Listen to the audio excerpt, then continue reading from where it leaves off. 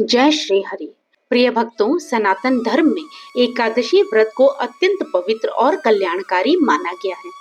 कहा जाता है कि जो भक्त श्रद्धा और नियम के साथ एकादशी का व्रत करते हैं और द्वादशी के दिन विधि पूर्वक पारण करते हैं, उन पर भगवान विष्णु की विशेष कृपा बरसती है और जीवन के अनेक पाप नष्ट हो जाते हैं। परंपरा है कि एकादशी के पारण के समय कुछ पवित्र कथाओं का श्रवण अवश्य किया जाता है। इन कथाओं में भगवान विष्णु के महान भक्त राजा अम्बरीश की कथा, एकादशी माता की दिव्य उत्पत्ति की कथा, भगवान कृष्ण और युधिष्ठिर का पवित्र संवाद तथा तुलसी माता की कथा विशेष रूप से सुनाई जाती है। तो आइए भक्ति और श्रद्धा के साथ इन दिव्य कथाओं का श्रवण करते हैं।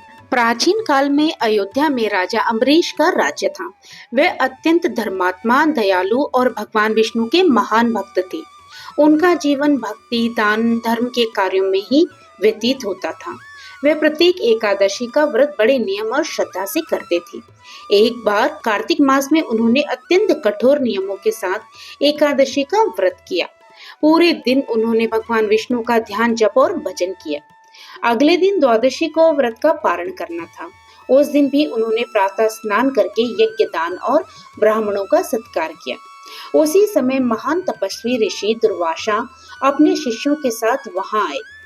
राजा अम्बरीश ने उनका बहुत आदर सम्मान किया और उनसे भोजन ग्रहण करने की विनती की। ऋषि दुर्वासा ने कहा कि वे पहले नदी में स्नान करके आएंगे, फिर भोजन करेंगे। लेकिन समस्या ये हुई कि द्वादशी का पारण समय समाप्त होने वाला था। यदि समय निकल जाता तो एकादशी व्रत भंग हो जाता और व्रत का फल नष्ट हो जाता। राजा अम्बरीश धर्म संकट में पड़ गए। यदि वे पारण करते तो अतिथि का अपमान होता और यदि पारण ना करते तो व्रत का नियम टूट जाता। तब उन्होंने विद्वानों से सलाह ली। ब्राह्मणों ने कहा कि केवल जल ग्रहण करना भी पारण माना जाता है और इसे भोजन भी नहीं कहा जाता। इसलिए राजा अम्बरीश ने भगवान का स्मरण करते हुए केवल एक घूंट जल ग्रहण कर लिया। जब दुर्वासा ऋषि लौटे और उन्हें ये बात पता चली तो वे अत्यंत क्रोधित हो गए। उन्हें लगा कि राजा ने उनका अपमान किया है। क्रोध में आकर उन्होंने एक भयंकर राक्षस उत्पन्न कर दिया, जो राजा अम्बरीश को मारने के लिए आगे बढ़ा। परंतु भगवान विष्णु अपने भक्त की रक्षा के लिए सदैव तत्पर रहते हैं। उसी क्षण उनका दिव्य सुदर्शन चक्र प्रकट हुआ और उस राक्षस का नाश कर दिया। इसके बाद वह चक्र स्वयं ऋषि दुर्वासा की ओर बढ़ा। ऋषि दुर्वासा भयभीत होकर तीनों लोकों में भागे। देवताओं के पास गए, ब्रह्मा जी के पास गए, फिर भगवान शिव के पास भी गए, लेकिन किसी ने भी उन्हें बचाने की शक्ति नहीं बताई। अंत में वे स्वयं भगवान विष्णु के पास पहुंचे। भगवान विष्णु ने कहा, हे ऋषि, मैं अपने भक्तों के अधीन हूँ। यदि आप सुदर्शन चक्र से बचना चाहते हैं तो राजा अम्बरीश से क्षमा मांगे। तब ऋषि दुर्वासा वापस अयोध्या आए और राजा अम्बरीश से क्षमा मांगी। राजा ने तुरंत विनम्रता से उन्हें क्षमा कर दिया। उसी क्षण सुदर्शन चक्र शांत हो गया। इसके बाद राजा अम्बरीश ने ऋषि दुर्वासा को प्रेम पूर्वक भोजन कराया और स्वयं भी पारण किया। तो भक्तों, इस कथा के 3 मुख्य संदेश हैं कि एकादशी व्रत का पालन अत्यंत पवित्र माना गया है। भगवान अपने सच्चे भक्तों की रक्षा स्वयं करते हैं। क्रोध और अहंकार अंत में विनाश का कारण बनते हैं। तो चलिए अब इस पवित्र कथा के बाद हम सुनते हैं एकादशी देवी की उत्पत्ति की कथा। एक समय देवताओं और असुरों के बीच भयंकर युद्ध चल रहा था। असुरों में एक अत्यंत शक्तिशाली देव था जिसका नाम था मुर। वह इतना बलवान था कि देवताओं को बार बार पराजित कर देता था। देवता अत्यंत दुखी होकर भगवान विष्णु की शरण में गए और उनसे सहायता मांगी। तब भगवान विष्णु ने मुर असुर से युद्ध किया। ये युद्ध कई वर्षों तक चलता रहा। अंततः भगवान विष्णु विश्राम करने के लिए हिमालय की एक गुफा में गए और योग निद्रा में लीन हो गए। तभी मुरासुर ने अवसर देखकर भगवान विष्णु पर आक्रमण करने का विचार किया। जैसे ही वह गुफा में प्रवेश करने लगा, भगवान विष्णु के दिव्य शरीर से एक तेजस्वी दिव्य शक्ति प्रकट हुई। वह एक अद्भुत सुंदरी के रूप में थी। उस देवी ने मुर असुर को युद्ध के लिए ललकारा। भयंकर युद्ध हुआ और अंत में देवी ने मुर असुर का वध कर दिया। जब भगवान विष्णु की योग निद्रा समाप्त हुई तो उन्होंने उस देवी को देखा और पूछा, हे देवी, तुम कौन हो? देवी ने विनम्रता से कहा, हे प्रभु, मैं आपके ही शरीर से उत्पन्न हुई हूँ और मैंने ही इस दैत्य का वध किया है। भगवान विष्णु अत्यंत प्रसन्न हुए और बोले, आज का दिन चंद्रमास की एकादशी तिथि है, इसलिए तुम्हारा नाम एकादशी होगा। जो भी मनुष्य इस तिथि पर व्रत रखेगा उसे पापों से मुक्ति और मोक्ष प्राप्त होगा। तब से एकादशी तिथि अत्यंत पवित्र मानी जाने लगी। तो प्रेम से बोलिए एकादशी माता की जय हो, भगवान श्री हरि विष्णु की जय हो। चलिए भक्तों, अब आप सुनिए भगवान कृष्ण और युधिष्ठिर का दिव्य संवाद। महाभारत काल में पांडवों के ज्येष्ठ भाई युधिष्ठिर अत्यंत धर्मप्रिय और सत्यवादी राजा थे। एक बार उन्होंने भगवान कृष्ण से पूछा, हे प्रभु, हे केशव, एकादशी व्रत का इतना महत्व क्यों बताया गया है और इसे करने से मनुष्य को क्या लाभ होता है। तब भगवान विष्णु ने उन्हें एकादशी व्रत का महत्व बताते हुए कहा, हे धर्मराज, एकादशी व्रत सभी व्रतों में श्रेष्ठ है। इस दिन जो मनुष्य उपवास करता है, भगवान विष्णु का स्मरण करता है और पाप कर्मों से दूर रहता है, वह अनेक जन्मों के पापों से मुक्त हो जाता है। भगवान कृष्ण ने आगे बताया कि हर महीने में 2 एकादशी आती है, शुक्ल पक्ष की एकादशी और कृष्ण पक्ष की एकादशी।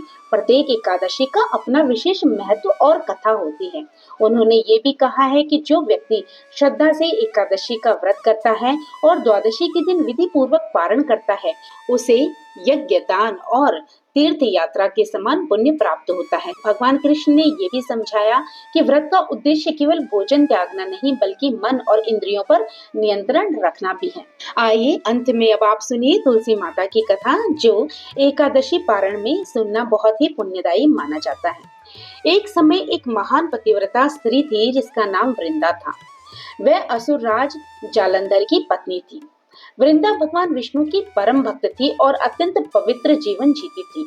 उनकी पतिव्रता शक्ति इतनी प्रबल थी कि उनके पति जालंधर को युद्ध में कोई भी देवता पराजित नहीं कर पाता था। देवता अत्यंत चिंतित हो गए। तब देवताओं ने भगवान विष्णु से सहायता मांगी। भगवान विष्णु ने जालंधर का रूप धारण किया और वृंदा के सामने प्रकट हुए। वृंदा ने उन्हें अपना पति समझकर उनका स्वागत किया। उन्हें अपना पति समझ लेने के कारण वृंदा का सतीत्व भंग हो गया और जालंधर की शक्ति भी क्षीण हो गई और जालंधर देवताओं के द्वारा मारा गया। लेकिन जब वृंदा को इस सत्य का पता चला तो वह अत्यंत दुखी और क्रोधित हो गई। उन्होंने भगवान विष्णु को श्राप दिया कि वह पत्थर बन जाए। वृंदा के श्राप के कारण भगवान विष्णु शालिग्राम रूप में प्रकट हुए। भगवान विष्णु ने वृंदा से कहा कि हे वृंदा, तुम मेरी परम भक्त हो। मैं तुम्हें आशीर्वाद देता हूँ कि तुम पृथ्वी पर तुलसी के रूप में पूजित होगी और बिना तुलसी के उनकी पूजा स्वीकार नहीं होगी। तब से तुलसी को भगवान विष्णु के प्रिय माना जाता है। तो भक्तों, तुलसी माता भक्ति और पवित्रता का प्रतीक है, इसलिए भगवान विष्णु की पूजा तुलसी के बिना अधूरी मानी जाती है। अब आप सुनिए एक बुढ़िया माई की भक्ति की बड़ी ही सुंदर कथा। एक बार एक बूढ़ी माई थी जो नियम से एकादशी का व्रत करती थी। प्रतिदिन तुलसी जी की सेवा करती, तुलसी जी को सींचा करती और कहती, तुलसी माता सत की दाता, मैं आपका बिरला सींचती हूँ, आप मुझे बहू दो, पीताम्बर की धोती दो, मीठा मीठा घास दो, बैकुंठा में वास दो, चटक की चाल दो, पटक की मौत दो, चंदन का काठ दो, रानी सा राज दो, दाल भात का भोजन दो, ग्यारस की मौत दो और श्री कृष्ण जी का कंधा दो। बूढ़ी माई प्रतिदिन तुलसी माता से ये प्रार्थना किया करती थी। तब तुलसी माता ये सुन सुनकर सूखने लगी। एक दिन भगवान श्री कृष्ण ने तुलसी से पूछा कि हे तुलसी, तुम क्यों सूख रही हो। तुलसी माता ने कहा, प्रभु, एक बूढ़ी माई रोज आती है और यही बात कह जाती है। मैं उसकी सारी बातें तो पूरी कर दूं, लेकिन श्री कृष्ण का कंधा कहाँ से लाऊं। तब भगवान बोले, जब वह मरेगी तो मैं अपने आप कंधा दे आऊंगा, तुम बूढ़ी माई से कह देना। कुछ समय के बाद वह बूढ़ी माई मर गई। सभी लोग आए। जब सब बूढ़ी माई को ले जाने लगे तो किसी से भी उठाई न उठी। तब भगवान एक 12 साल के बालक का रूप धारण करके आए। बालक ने उन लोगों से पूछा, ये भीड़ कैसी है। तब ग्रामीण कहने लगे, एक बूढ़ी माई मर गई है। अपने पूरे जीवन में तो उन्होंने खूब धर्म कर्म किए, लेकिन लगता है सब दिखावा था, क्योंकि उनकी अर्थी तो इतनी भारी हो गई कि किसी से भी उठाई नहीं उठ रही। तब उस बालक ने कहा, मैं इनके कान में एक बात कहूंगा, ये बूढ़ी माई झट से उठ जाएंगी। फिर कृष्ण रूपी बालक ने बूढ़ी माई के कान में कहा, बूढ़ी माई, मन की निकाल ले, पीताम्बर की धोती ले, मीठा मीठा ग्रास ले, बैकुंठा में वास ले, चटक की चाल ले, पटक की मौत ले और ले श्री कृष्ण का कंधा भी ले। ये सुनकर बूढ़ी माई तुरंत हल्की हो गई और फिर भगवान ने उन्हें स्वयं कंधा दिया और इस प्रकार बूढ़ी माई को मुक्ति मिल गई। हे तुलसी माता, जैसे बूढ़ी माई को मुक्ति मिली वैसी सबको देना। तो प्रेम से बोलिए तुलसी माता की जय। तो भक्तों, ये थी एकादशी पारण पर सुनी जाने वाली मुख्य मुख्य कथाएं।